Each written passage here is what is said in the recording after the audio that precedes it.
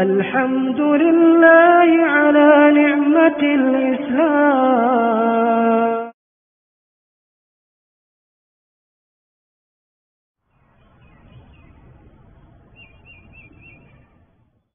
الحمد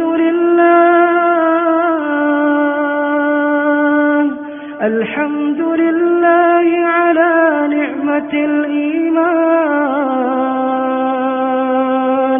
الحمد لله على نعمة الإسلام. الحمد لله على نعمة الهداية.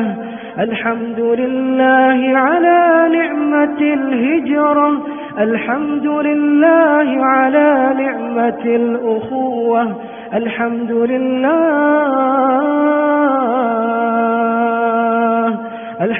لله على نعمة المغفرة.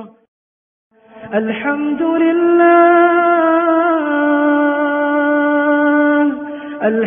لله على نعمة الإيمان. الحمد لله على نعمة الإسلام.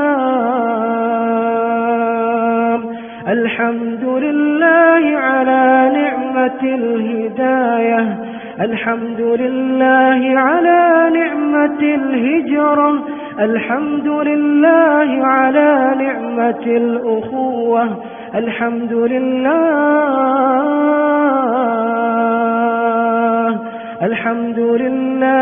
على نعمة المغفرة.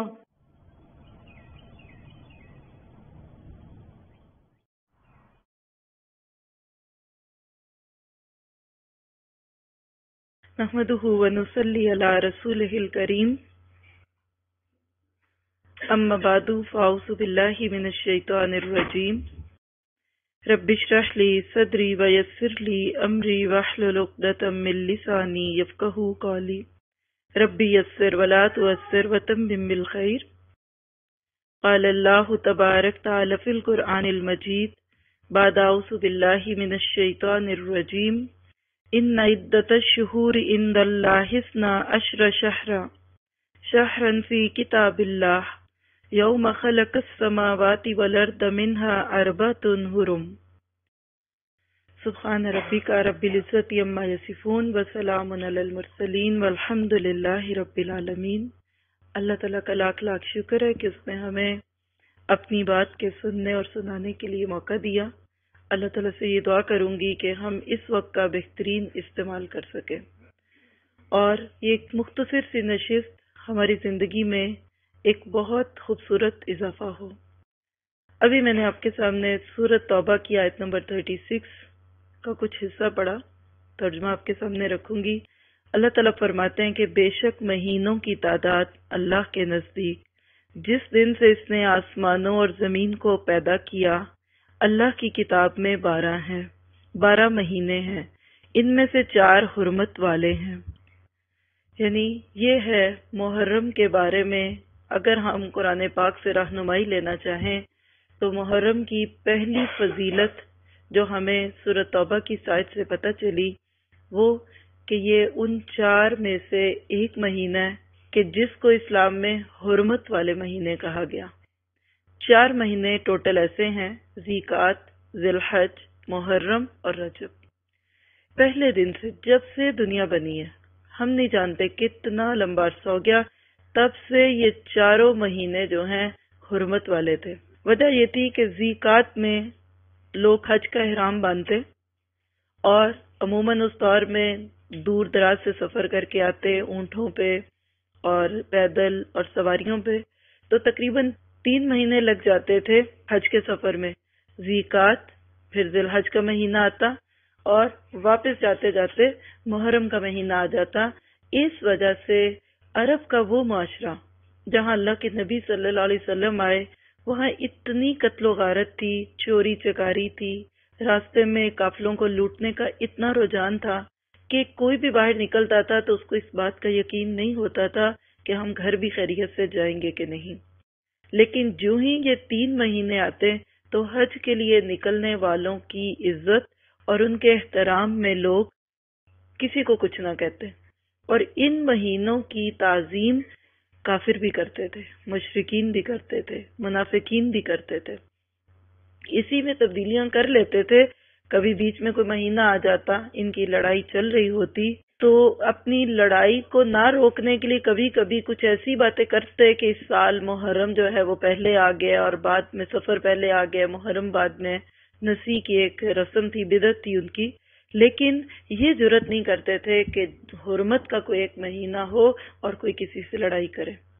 باپ کا قاتل سامنے آ جاتا تھا تو اس کو بھی کچھ نہیں کہتے تھے، حالانکہ عرب لوگ اپنے کلچر کے اعتبار سے اتنے زیادہ معروف تھے کہ وہ چھوٹی چھوٹی بات پہ لڑتے تھے۔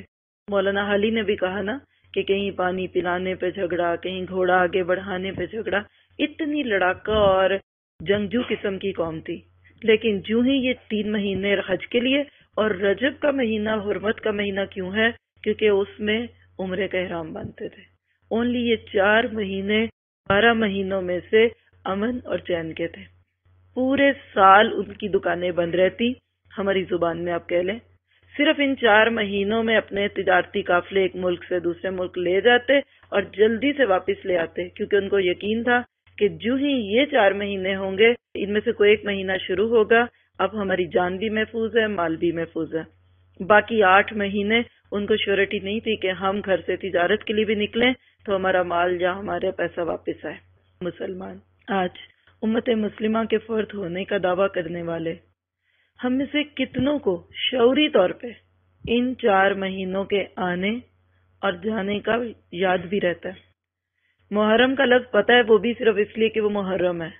یہ حرمت کے مہینے ہماری لڑائیاں جھگڑے ختم ہوتے، ہمارے خاندانی، سیاسی، دینی، مذہبی، لسانی فسادات۔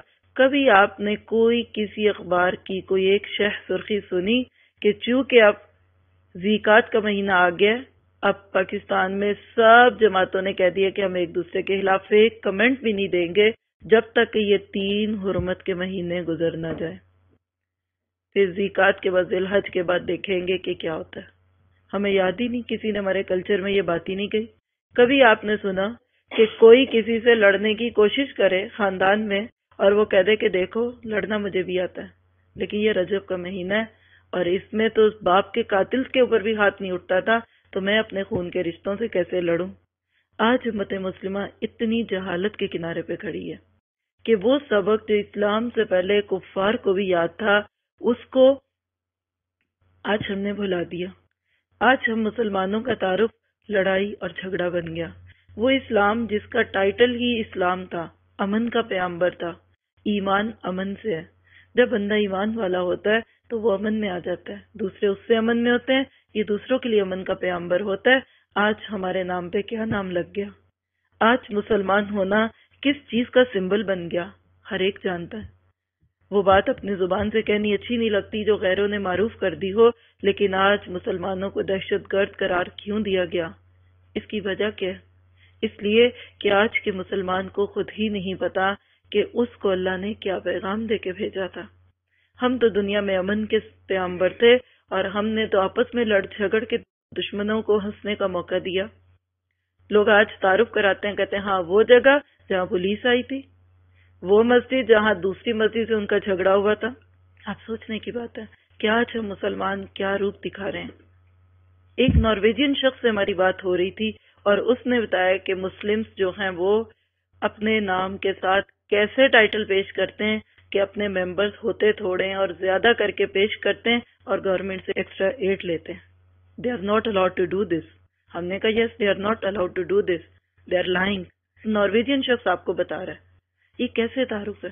سر انسان کا شرم سے جھکتا ہی جاتا ہے۔ ہم اس وقت جس اسلام کو لے کے پھر رہے ہیں وہ مردہ اسلام ہے، بے روح کا بچہ جس کی ٹانگیں بھی کانپ رہی ہیں، جو اپنے پاؤں پہ کھڑا ہی نہیں ہو سکتا، جس کو لاٹھیوں کی ضرورت ہے، جس کو سہاروں کی ضرورت ہے، جن کو سچے اسلام کا پیغام ناموں تک تو پتا ہوگا، لیکن ہم میں سے کوئی اگر کسی کو کہہ دے کہ اے ٹو زی اسلام کو صرف سٹیپ بائی سٹیپ بتا دو کہ سب سے پہلے کیا، اس کے بعد کیا، اس کے بعد کیا، اس کے بعد کیا، تو کوئی ہی اللہ کی توفیق سے بتا سکے۔ ہم نے تو ایک مرحولہ سا سیکھا دین کا۔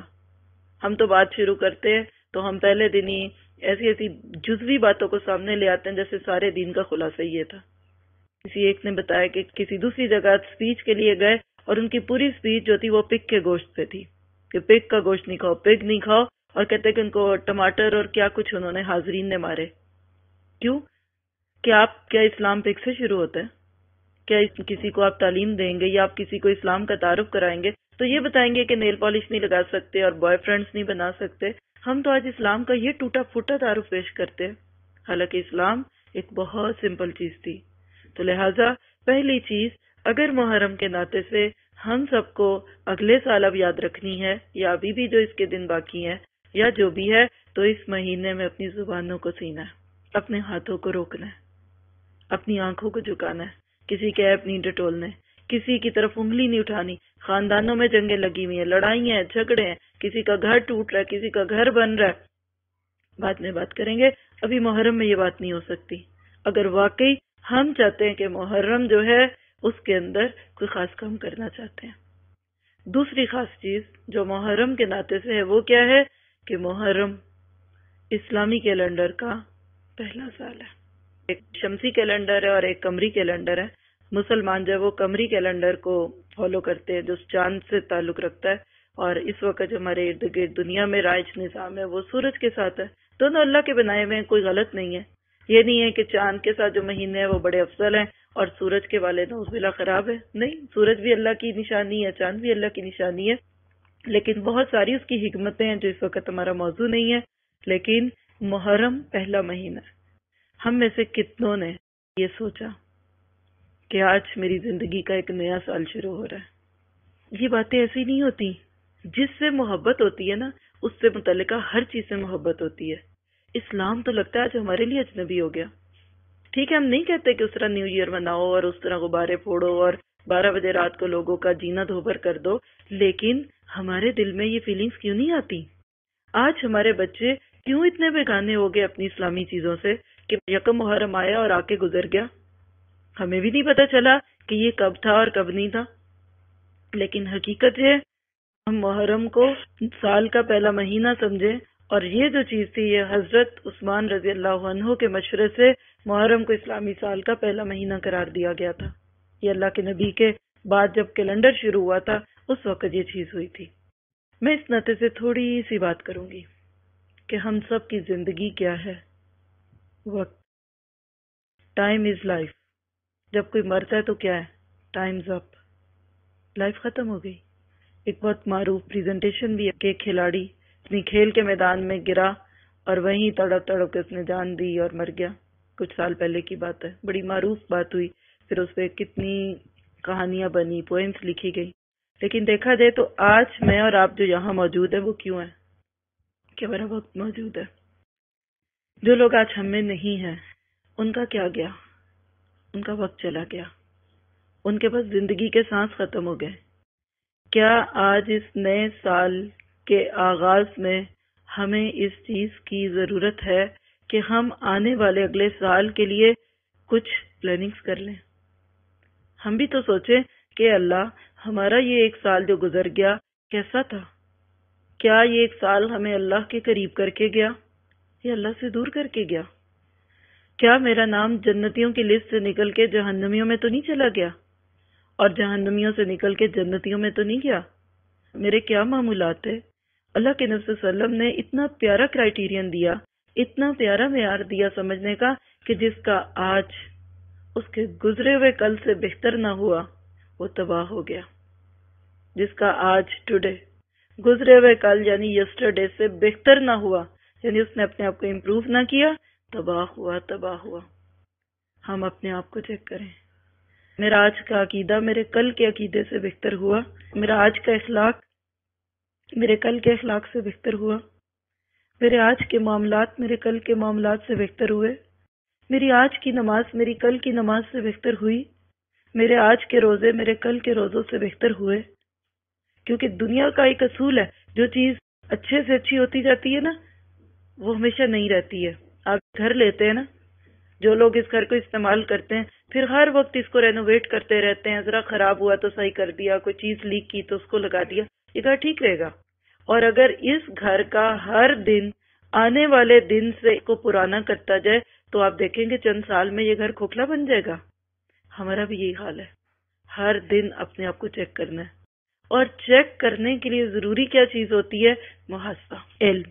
ہم اپنے آپ کو دیکھیں کہ کیا واقعی ہمارے پاس اس بات کا علم ہے کہ ہم اللہ تعالیٰ کے قریب ہیں کہ نہیں. ایک جنید بغدادی بزرگ گزرے، کہتے ہیں کہ ہر لمحے دیکھو کہ تم اللہ سے کتنے قریب ہوئے ہو اور شیطان سے کتنے دور ہوئے ہو. مجھے تو ایسے لگتا ہے ہر آنے والا دن خاص طور پہ ہم مسلمانوں کو شیطان کے قریب کرتا جا رہا ہے.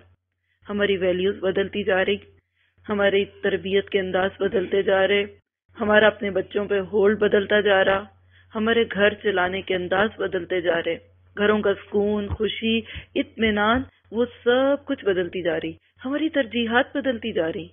میں کبھی سوچتی ہوں کہ آج کے دور میں اگر صحابہ کرام میں سے کوئی آ جائے واپس، جو نہیں آئے گا، ہمارا ایمان ہے، جو ایک دفعہ دنیا سے چلا گیا وہ واپس نہیں آئے گا. اگر بالفرض کوئی آ جائے، ہمیں پہچانے گا؟ عمر کا ہاتھ تو ہر وقت تلوار پہ مچلتا تھا، وہ کسی میں نفاق دیکھتے تھے تو کہتے تھے اللہ کے نبی اس کی گردن اڑا دوں. آج ہمیں جب وہ دیکھیں زندگی گزارتے ہوئے اور اس میں ہمیں شعور نہیں ہے، سب سے بڑی بات ہے. وہ ایک شعر بھی ہے نا کہ قوم کے دل سے احساس زیاں جاتا رہا. میرا کچھ ضائع ہو رہا ہے نا، نقصان ہو رہا ہے، میرا یہ بھی نقصان ہے، لیکن جب تک مجھے اس کا احساس ہے میں اس کو میک اپ کر لوں کہ دیکھو یہاں سے میری چیز گر رہی ہے، یہ ضائع ہو رہی ہے، میں اس کو ٹھیک کروں. لیکن جس دن مجھے احساس ہی ختم ہو جائے گا نا تو وہ پورا گلاس خالی ہو چکا ہوگا، میرے پاس کچھ بھی نہیں رہے گا. آج کی بے حسی کیا ہے کہ قوم کے دل سے احساس سے زیاں جاتا رہا. ہم ضائع ہو رہے ہیں، کوئی مانے کہ نہ مانے. یہ درد کی بات ہے، کوئی الزام نہیں، کوئی خبروں میں پڑی ہوئی خبر نہیں ہے، ٹی وی میں سنی ہوئی خبر نہیں ہے. یہ حالات اور واقعات کو دیکھ کے محسوس ہو رہا ہے. ہر دن مسلمان اپنے اصل دین سے دور ہو رہے ہیں. اس کا یہ تو نہیں مطلب کہ اللہ نے مسلمانوں کو عقل نہیں دی، اللہ تعالیٰ نے مسلمانوں کو ریسورسز نہیں دیے. آج بھی دنیا کا سب سے امیر ملک مسلمان ملک ہے. ہسٹری میں جا کے دیکھیے، سائنس کا تحفہ اسلام نے دنیا کو دیا. جغرافی کے علم دیکھیے، جتنے علوم اس وقت جو آج دوسروں کے ہاتھوں میں ہیں، کل تک مسلمانوں کے ہاتھ میں تھے. کیوں؟ کہ اس وقت مسلمان کو علم کا شوق تھا. اللہ نے ان کو وہ فریضہ جو پہلے دن دیا، علم آدم الاسماء کلہا ثم عرضہم علی الملائکہ، کہ اللہ نے آدم کو علم سکھایا چیزوں کا. وہ دنیا کا علم تھا، وہ کیمسٹری تھی، وہ فزکس تھی، وہ بیالوجی تھی، وہ زولوجی تھی. وہ یہ نہیں تھا جو اقرا بسم ربی کا. آدم کو جو علم دیا تھا وہ پہلے دنیا کا علم دیا تھا. آج ہم نے دنیاوی علم میں کیا کیا؟ ہم آرام طلب ہو گئے. ہم وہ سبجیکٹ چوز کرتے ہیں جس میں بس پاس ہو جائے. مائیں بھی کہتے ہیں آسان آسان مضمون لے لو، جان چھوٹے. بہت لیں گے، ڈاکٹر بن جاؤ، شان بہت ہے. انجینئر بن جاؤ، کافی پروٹوکول ہے، کافی چام ہے. سچ بتائیے کہ اس وقت دنیاوی علوم بھی جو ہمارے بچے سیکھتے ہیں، پوچھئے ان سے کتنوں کو شوق ہے. کون ہے ریسرچ والا؟ وہ صرف اس لیے اسکول جاتے ہیں کہ ان کو ڈگری چاہیے، یا عادت ہے، یا دوست جاتے ہیں، یا ایک ماحول بنا ہوا ہے. بیٹھ کے علم کو علم کے لیے لینا بہت تھوڑے ہوں گے، اللہ ماشاء اللہ. حالانکہ اگر ہم نے دنیا کے علوم کو بھی اندر کی نگاہ کھول کے سیکھا تو وہ ہمیں اللہ تک پہنچا دیں گے. جو محبت قرآن پڑھ کے اللہ سے ہوتی ہے، کیا ہمیں کیمسٹری کی بک پڑھ کے نہیں ہوتی؟ ستاروں کو، چاند کو، سورج کو دیکھ کے، ان کے سسٹم کو، یہ کیسے کام کرتے ہیں، اس کو دیکھ کے کہ اللہ سے محبت نہیں آتی؟ آتی ہے، لیکن سوچ بدل گئی. اور دوسرا علم کا پہلو ہوتا ہے اقرأ باسم ربک الذی خلق. پہلی وحی امت محمدیہ کی تقدیر بدلتی ہے. اللہ بنی اسرائیل سے نبوت کا تاج بنی اسماعیل میں منتقل کرتے ہیں اور کہتے ہیں اقرأ باسم ربک الذی خلق. کل تک یہود جس منصب پہ تھے اس پہ اللہ تعالیٰ امت مسلمہ کو لاتا ہے. وَجَعَلْنَاكُمْ أُمَّةً وَسَطًا لِتَكُونُوا شُهَدَاءَ عَلَى النَّاسِ. اللہ ہمیں امت وسط کہتا ہے. کہیں اللہ تعالیٰ ہمیں کہتا ہے کنتم خیر امت اخرجت للناس. اللہ تعالیٰ تو ہمیں عزت دینا چاہتا ہے. وَلَقَدْ كَرَّمْنَا بَنِي آدم. لیکن وہ امت وسط آج کہاں کھو گئی؟ وہ اپنی دنیا میں کھو گئی، اپنی ذات میں کھو گئی. اس کو بھی غم بہت ہے. غم میں تو اپنے 2 بچوں اور شوہر کا غم ہے یا بیوی کا غم ہے. اس کو بھی فکر ہے، اس کو فکر یہ کہ میرا گھر اپنا کب ہو جائے گا. اس کو بھی غم یہ ہے کہ میرے بچوں کی شادیاں کب ہو جائیں گی، اس کو بھی غم ہے، تو اس بات کا غم ہے کہ میرے بیٹوں کو اچھی جابز کب ملے گی، اس کو بھی غم ہے تو اس کو اپنے وطن کے اندر اپنے چند رشتہ داروں کی غربت کا غم ہے۔ لیکن دل پہ ہاتھ رکھ کے میں کہنے والی بھی اور ہم سننے والے بھی سوچیں، کتنوں کو امت کا درد ہے، کتنوں کو قوم کا غم ہے، کتنوں کو اس بات کا غم ہے کہ مسلمان ہم امت ہونے کے ناطے دنیا میں کہاں پہنچے میں۔ اس کے لیے ضرورت تھی اس علم کی جو اللہ سے جوڑ دے۔ محرم کا مہینہ ہم سب کو اس بات کی یاد دہانی کروانے کے لیے آیا کہ تم اپنے رب کے ساتھ ٹوٹے ہوئے تعلق کو جوڑو، آنے والے سال کے لیے کچھ پلاننگز کرو۔ زندگی گزر گئی تو گزر گئی، کوئی بات نہیں، کوئی مایوسی کی بات نہیں، اندھیرے نہیں ہے، آگے بہت روشنی ہے۔ صرف ایک دفعہ اندھیروں کا احساس بیدار ہو جائے کہ مجھے روشنیوں کی ضرورت ہے۔ اگر ہم اس مہینے کے آغاز میں اس وقت یہ نیت کریں نا کہ اللہ اگلے سال کے محرم کے آنے سے پہلے پہلے میں نے کم از کم اتنا علم تو سیکھ لینا ہے کہ جو مجھے تیری معرفت دے دے، مجھے میری ذمہ داریوں کا احساس ہو جائے، ایک امت کا فرد ہونے کے ناطے میری کیا ذمہ داریاں ہیں، اور اپنا گھر میں کیسے چلاؤں کہ میرا گھر واقعی ایک مسلمان عورت کا گھر بن جائے، تو یقین کرے کہ یہ دن ہمارے لیے مبارک ہو گیا۔ باقی رہ گئی بات کہ محرم میں کربلا کا واقعہ ہوا، اس میں کیا ہوا، ابھی میں بات کروں تو اس کی اصل بھی نہیں پتا ہوگی، لیکن میں اس کو ایک جملے میں پروتی ہوں کہ حق اور باطل کی جنگ۔ حق ہے کیا، ہمیں تو یہ بھی نہیں پتا۔ اگر ہم اس حق کے لیے جس کے لیے کچھ لوگوں نے جان دی، یعنی سنی سنائی باتوں میں سے کہہ رہی ہوں کہ کچھ کردار ایسے پیش کیے جاتے ہیں جنہوں نے حق کے لیے جان دی، تو آج ہم کیا دے سکتے ہیں حق کو؟ جان دینا تو بڑی آخری بات ہوتی ہے، اللہ ہر ایک سے جان نہیں مانگتا۔ جان کی قربانی تو آخری درجہ ہے جس کو شہادت کہا جاتا ہے۔ اس کا آغاز ہو جاتا ہے شہادت حق کی گواہی سے، دنیا میں اللہ کے کلمے کو بلند کرنا، لوگوں کو اللہ کے دین سے جوڑنا، اللہ کی کتاب کو ہم دن میں کئی بار کیوں نہ پڑھیں کہ لا الہ الا اللہ، اللہ ایک ہے، اس کے سوا کوئی معبود نہیں۔ آپ 10 دفعہ پڑھیں، آپ تسبیحوں پہ پڑھیں، لیکن اگر ہمیں یہ پتہ ہی نہیں کہ الہ ہوتا کون ہے اور اللہ کو ایک الہ ماننے کے بعد ذمہ داریاں کیا نافذ ہوتی ہیں، تو آپ سمجھ لیں کہ ہم نے اس کلمے کا حق ادا نہیں کیا۔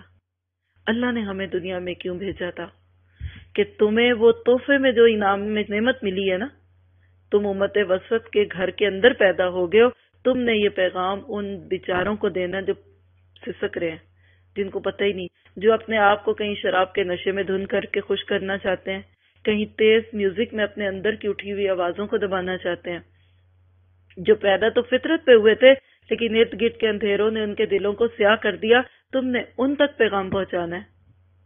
اور آج ہمارا حال کیا ہے کہ ہم تو اپنوں کو نہیں دے سکے، ہمیں تو بھی خود ہی نہیں پتا۔ کسی کو کوئی تبھی پڑھاتا ہے جب پہلے خود پڑھا ہوگا۔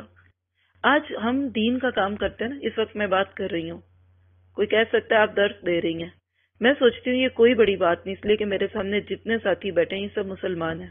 ایک مسلمان کا دوسرے مسلمانوں کو دین کی تبلیغ کرنا یہ کوئی کمال نہیں ہے، یہ تو بلکہ شرمساری کی بات ہے کہ ابھی تو اپنے ہی نہیں تیار ہوئے، غیروں تک کب جائیں گے۔ ہمارا گول اس سے بڑا ہے۔ اللہ کے نبی نے دنیا سے جاتے ہوئے جو پیغام دیا تھا اپنے ساتھیوں کو کہ اب تم یہاں سے نکل جاؤ، جس نے یہ حجۃ الوداع کا پیغام سن لیا اب اس کو لے کے دنیا میں چھا جاؤ، ہر اس کو بتاؤ جس تک یہ پیغام نہیں گیا۔ اور یہی ہوا۔ اللہ کے نبی صلی اللہ علیہ وسلم کی وفات کے تیسرے دن کے بعد صحابہ کرام نے مدینہ سے کوچ کرنا شروع کر دیا۔ ہم جیسے ہوتے تو وہیں روزے کی جالیوں کو چومتے رہتے کہ مدینہ میں آ جاؤں اور آ کے کبھی واپس ہی نہ جاؤں، تو وہاں جا کے بھیک مانگنی ہے۔ ہماری تو نعتیں بھی یہی ہیں کہ وہاں جاؤں اور جا کے کبھی واپس نہ ہوں۔ صحابہ نے ایسی محبتیں نہیں کی بازاری قسم کی، ان کو مقصد پیارا تھا۔ انہوں نے کہا نہیں، اللہ کے نبی ذمہ داری دے کے گئے تھے کہ اسلام یہاں تو آ گیا، باہر کیسے جائے گا؟ اگر وہ سب صحابہ مدینہ میں ہی رہتے تو آج اسلام مکہ اور مدینہ میں ہی ہوتا پہلے۔ اور میں تو سوچتی ہوں ہم جیسے لوگ جن کو اللہ تعالیٰ اتنی بڑی نعمت دے دیتا ہے، وہ اپرچونٹی میرے اور آپ کے پاس ہے جو ہو سکتا ہے مسلمان ملکوں میں رہنے والوں کے پاس نہیں ہے، اور وہ کیا کہ ہماری جسٹ ڈور بیل کے اوپر ایک نان مسلم موجود ہے جس تک ہم پیغام پہنچا سکتے ہیں. کتنے لوگ کل قیامت کے دن ہمارے گریبان تھامیں گے کہ یہ بتاؤ کتنے سال سے تمہارے نیبر میں رہتی تھی، ہائے بھائی بھی تم کرتی تھی، کبھی کبھی گفٹ بھی دیتی تھی لیتی، لیکن یہ اسلام کا تحفہ تم نے جو چھپایا تھا یہ مجھے کیوں نہیں دیا. یا پھر میں وہی واقعہ سناؤں گی کہ ایک بک میں پڑھ رہی تھی کہ جو کنورٹرز ہوتے ہیں، ایک شخص کہیں رہتا تھا جیسے ہم سب رہتے ہیں، کوئی گھر ایک مسلم کا ایک نان مسلم کا، سامنے ایک عورت ہوتی تھی بوڑھی، پچھلے 20 سال سے وہ اس کو دیکھ رہا تھا، باہر نکلے ہائے بائے وہ بھی ہائے بائے کر دیتی تھی. کچھ عرصہ گزرا، اس کو وہ عورت نہیں دکھی. اس نے کہا پتہ نہیں کہاں گئی ہے. کافی عرصے کے بعد پھر ایک دن دکھی تو اس نے اس کو دیکھ کے کہا ہائے، تو کہنے لگی آئی ہیٹ یو. اس نے ہائے تو کیا کہنا تھا، غصے کا اظہار کیا کہ مجھے تم سے نفرت ہے. کہا ہوا کیا؟ پھر اس نے بتایا، کہنے لگی میں پچھلے 20 سال سے تمہارے سامنے آتی جاتی رہی ہوں، تم نے مجھے کبھی اسلام کی دعوت نہیں دی. اس کو کسی دوسرے مسلمان نے اسلام کی دعوت دی، کہنے کی no I am Muslim and I hate you, کہ تم میرے نیبر اچھے نہیں تھے کہ تم نے مجھے اسلام نہیں دیا اور مجھے باہر سے کسی دوسرے مسلمان نے دیا. ہم مسلمان تو نہ جانے کتنوں کا اپنی گردن پہ بوجھ لے کے بیٹھے ہیں.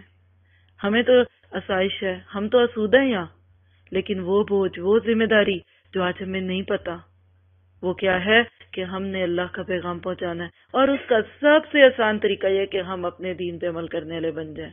ہمیں اپنے دین کا پتہ، ہم تو ڈر جاتے ہیں کہ کوئی ہم سے پوچھے گا تو جواب کیا دیں گے آگے سے. ہم تو اب یہ بھی ڈرنے لگے کہ خام کا دعویٰ کیا تو پکڑ نہ لیں، یہ کوئی ٹیررسٹ ہی نہ ہو. حالانکہ اسلام کی دعوت دے رہے ہیں، کوئی آپ فتنے کی دعوت تو نہیں دے رہے. ہم تو اپنے سامان میں اسلامی کتابیں نہیں لا سکتے ایئرپورٹ سے کہ کہیں پتہ نہ چل جائے ہم مسلمان ہیں.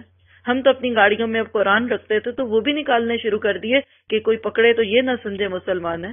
ہم تو اپنی ذات سے آخری نشانیاں بھی مٹانا چاہتے ہیں. تو بات یہ ہے کہ انسان جتنی اس چیز پہ تکلیف محسوس کر لے. آج اس وقت ہم سب کے پاس ایک موقع ہے. ہم اللہ سے دعا کریں کہ اللہ وہ کتاب جس نے عمر فاروق کے دل کو بدلا، نبی صلی اللہ علیہ وسلم کی جان لینے کے لیے جا رہے تھے کہ آج تو میں ان کو قتل ہی کر دوں گا، یہ کیا اسلام کی رٹ لگی ہوئی ہے. کسی نے کہا ان کو تو بعد میں قتل کرنا، اپنی بہن کا حال دیکھو وہ بھی مسلمان ہو گئی ہے. کہا اچھا پہلے اس کو مار کے آتا ہوں. وہ نہیں ڈرتے تھے، اور جب گئے تو باہر سے قرآن پڑھنے کی آوازیں آ گئیں.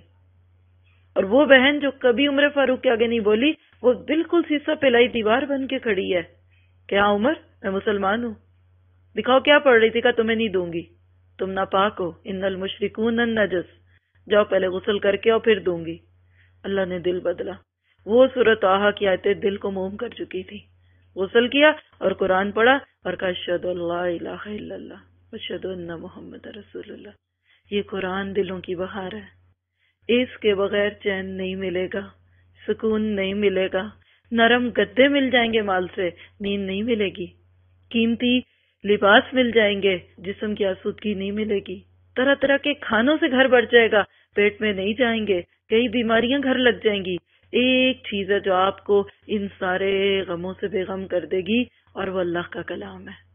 دعا کریں کوئی ممکن طریقہ کسی قیمت پہ مل سکے، نیت کر کے اٹھیں کہ اللہ میں نے اب بے علم نہیں رہنا، میں نے جہالت کی موت نہیں مرنا. رات چلتے اگر کوئی ہماری کتاب کا ایک صفحہ کھلوا کے پڑھا لے کہ ذرا بتانا یہ کیا لکھا ہے، تو کس عالم کو ڈھونڈیں گے؟ کس کو کہیں گے عربی تو آتی ہے اردو نہیں آتی، اردو کی ترجمہ لاؤ پھر پڑھائیں. کوئی اردو کا ترجمہ بھی لاتے تو اس کی تفسیر نہیں سمجھ سکتے. میں بات کر رہی ہوں، آپ میری بات سمجھ رہے ہیں. اگر میری بات اسپینش میں ہوتی ہے، آپ میں سے کتنے لوگ یہاں بیٹھ کے اتنے پیار سے سنتے؟ بات تو وہی ہوتی ہے جو آپ کو سمجھ آئے. ہمارے ارد گرد تلاوت چلتی ہے، عربی کی آوازیں آتی ہیں، اذان چلتی ہے، ہمیں سمجھ ہی نہیں آتی. ہم ایسے بہروں کی طرح ہوتے ہیں کہ پتہ نہیں کیا ہو رہا ہے. وجہ کیا ہے کہ ہماری زبان نہیں. اللہ نے یہ ذمہ داری دی تھی کہ اس کتاب کو اپنی زبان میں سمجھو.